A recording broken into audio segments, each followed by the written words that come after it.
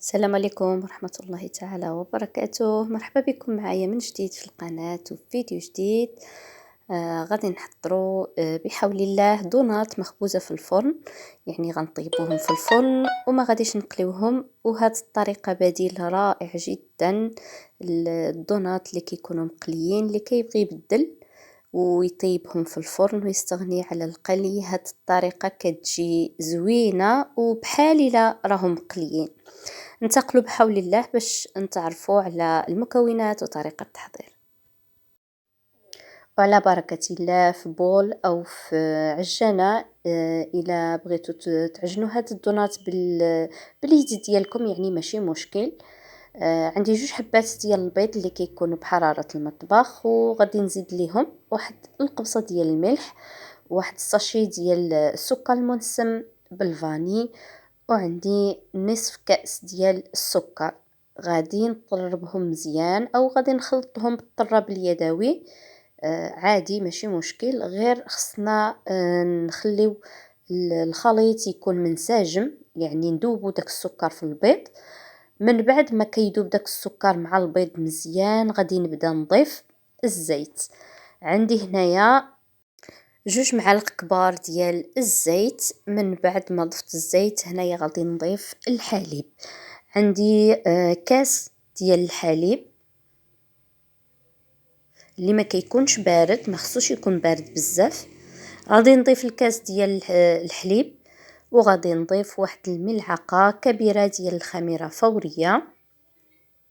وانا كنستمر في الخلط. الا كنتو كتخلطوا يعني بالطراب اليدوي، كتضربوا كتزيدوا هاد المكونات. وزدت ايضا واحد الملعقه صغيره ديال الخل، وغادي نبدا نضيف الدقيق.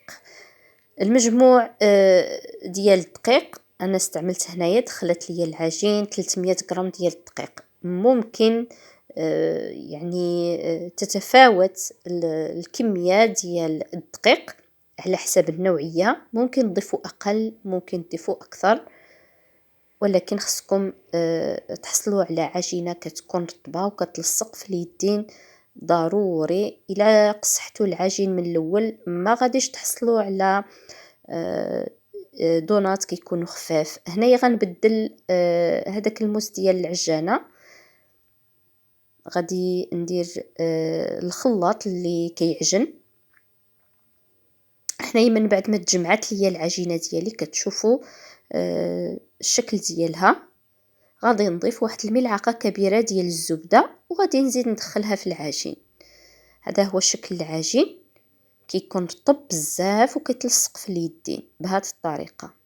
يعني ما خصناش نقصحوا العجين. صافي من بعد ما كندلكوه هكا او كنجمعوه مزيان، كنغطيوه وكنخليوه يخمر. هنايا من بعد ما خمرت ليا العجين، غنستعن بشويه ديال الدقيق. كتشوفوا الشكل ديالها ديال العجين، كل ما خمرات وكل ما بدينا كنسرحوا فيها، يعني كتجمع راسها ما كتبقاش كتلصق بزاف.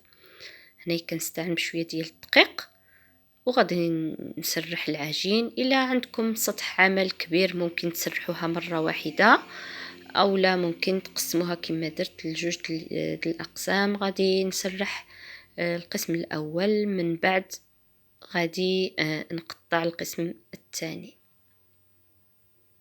ومن الاحسن في هذه المرحله ملي كنقطعوهم هكا كنخليوهم شويه يرتاحوا واحد 5 دقائق، غير باش تبدا الخميره تفاعل من جديد.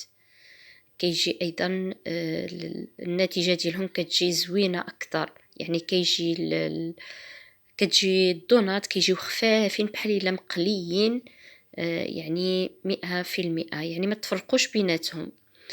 هنايا غادي نسرح شويه العجين، ولكن خص العجين تكون غليظه، يعني ما تكونش رقيقه.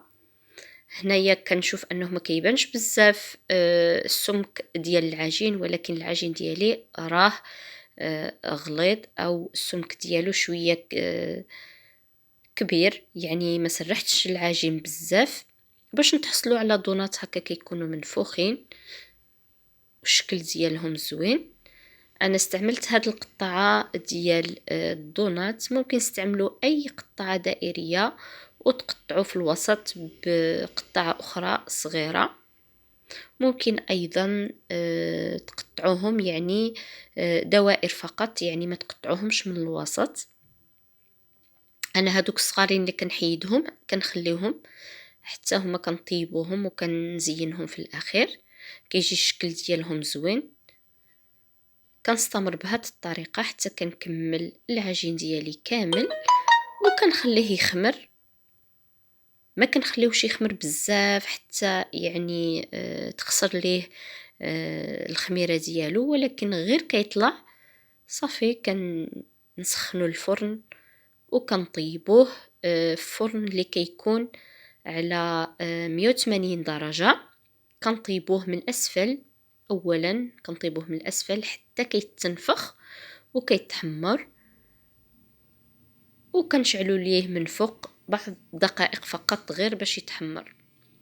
كاينين بعض الافران اللي الا طيبتي هاد المخبوزات اللي كيكونوا كيخمروا، الا طيبتيهم من تحت كيطيبوا مره واحده، يعني ديك السخونيه كتطلع لهم الفوق.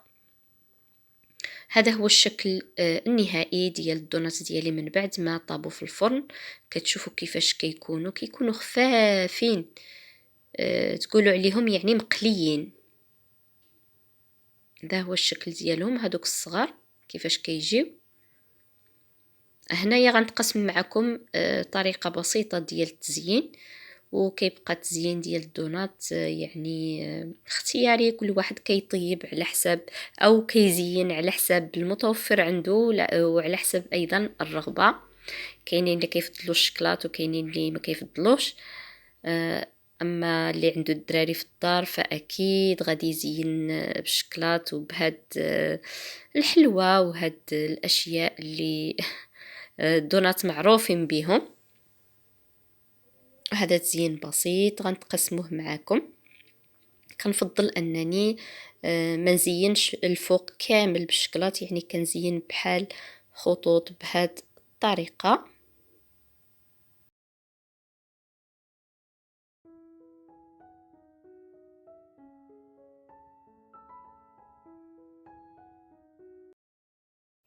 وهنا في التزيين عندي شوكولاته ديال ميلكا وسنيكرز ومارس وهاد الحلوى اللي كتكون بالالوان.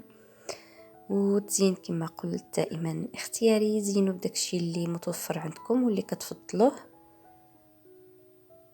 كنستمر بهذه الطريقه حتى كنسالي التزيين ديال الدونات ديالي.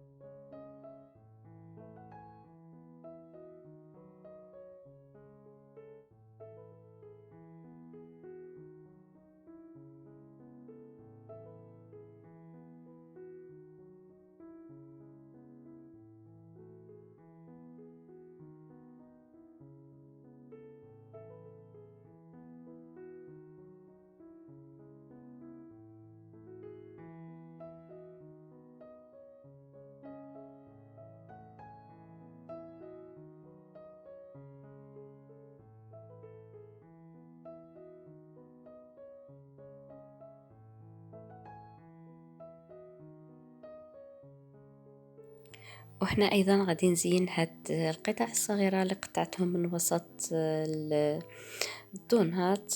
كندخلهم هكا في هاد الاعواد اللي خاصين بالتزيين ديال المملحات او مثل هاد الحاله. غندخل هاد 3 ديال الكويرات وغنزين بالشوكولا وبالحلوى او ايضا بالشوكولا ديال ميلكا.